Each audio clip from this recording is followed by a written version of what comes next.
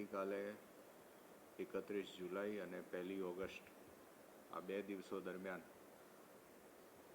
રાજ્ય સરકાર દ્વારા આપણને ભારે વરસાદની સંભાવના વ્યક્ત કરવામાં આવી છે। ત્યારે સુરેન્દ્રનગર જિલ્લામાં તમામ મામલતદારશ્રી, ટીડીઓશ્રી, પ્રાંત અધિકારીશ્રીઓ સાથે સમીક્ષા કરીને તેમજ જિલ્લાના તમામ કચેરીના વિભાગોના વડા સાથે પણ આજરોજ સમીક્ષા કરવામાં આવી છે પૂર્વ તૈયારીની। તેમજ આવતીકાલે અને પરમ દિવસે 2 દિવસ જ્યારે ભારે વરસાદની આગાહી છે ત્યારે આગોતરા આયોજન રૂપે શું પગલાં લેવા જોઈએ તેની પણ સમીક્ષા કરવામાં આવી છે। તમામ નીચાણવાળા વિસ્તારોમાંથી મારી ફરી એકવાર તમામ ગ્રામજનોને અપીલ છે કે તેમને હું ખસી જવા સાવચેત કરું છું અને જલ્દીથી અન્ય સ્થળે ખસી જાય એ માટે આગ્રહ કરું છું। આ સંજોગોમાં આપણે સાવચેતી રાખીએ એ જ સાચી નિષ્ઠા છે આપણી।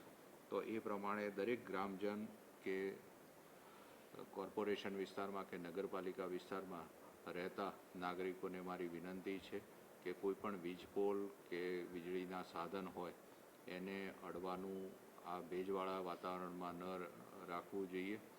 તેમજ એકબીજાની મદદ કરીને આપણે કોઈ પણ ઇમરજન્સી હોય ત્યારે તાલુકાનો કે જિલ્લા કક્ષાના કંટ્રોલ રૂમમાં વાત કરવી જોઈએ।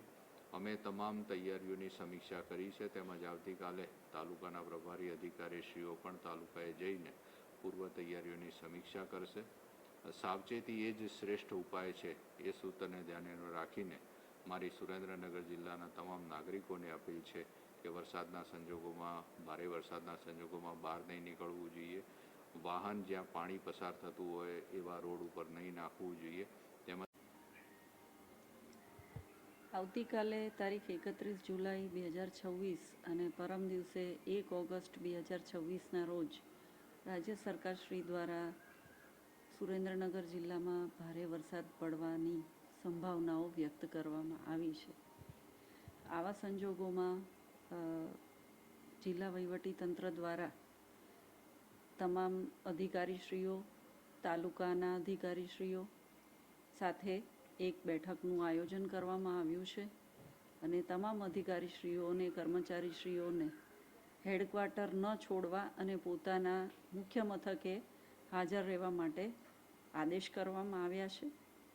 આવતીકાલે તમામ શાળાઓ અને આંગણવાડીઓ બંધ રાખવા માટે પણ સાવચેતીના પગલાં રૂપે બંધ રાખવાની જાહેરાત કરવામાં આવી છે।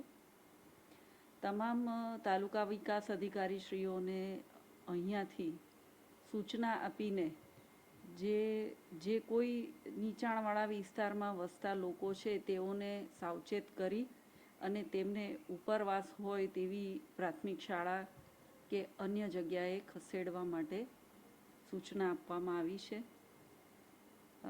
આ સાથે હું સુરેન્દ્રનગરના તમામ ગ્રામજનોને એ પણ અપીલ કરું છું કે કોઈ જર્જરિત થઈ ગયેલા મકાનો હોય કે કોઈ નમી ગયેલા વૃક્ષ હોય કે વીજ પોલ હોય તેની નજીકમાં આપણે જવાનું ટાળવું જોઈએ।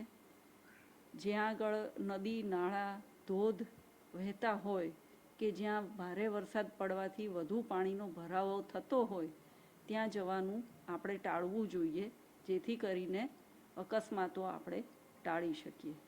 આ બાબતે તમામ તાલુકા વિકાસ અધિકારીશ્રીઓને જિલ્લાના તમામ ગામોમાં તે ગામોના સોશિયલ મીડિયામાં તેમજ ગામના ચોરે જે બોર્ડ રાખવામાં આવતા હોય છે તેમાં 2 દિવસના ભારે વરસાદ બાબતે લોકોને સાવચેત કરવા પણ સૂચનાઓ આપવામાં આવી છે। ફરી હું સુરેન્દ્રનગરના તમામ ગ્રામજનોને અપીલ કરું છું કે આ 2 દિવસ ભારે વરસાદના હોય આ કારણ વગર કોઈ પણ સંજોગોમાં બહાર જવાનું થતું હોય તો તે ટાળવા મારી નમ્ર અપીલ છે। અસ્તુ।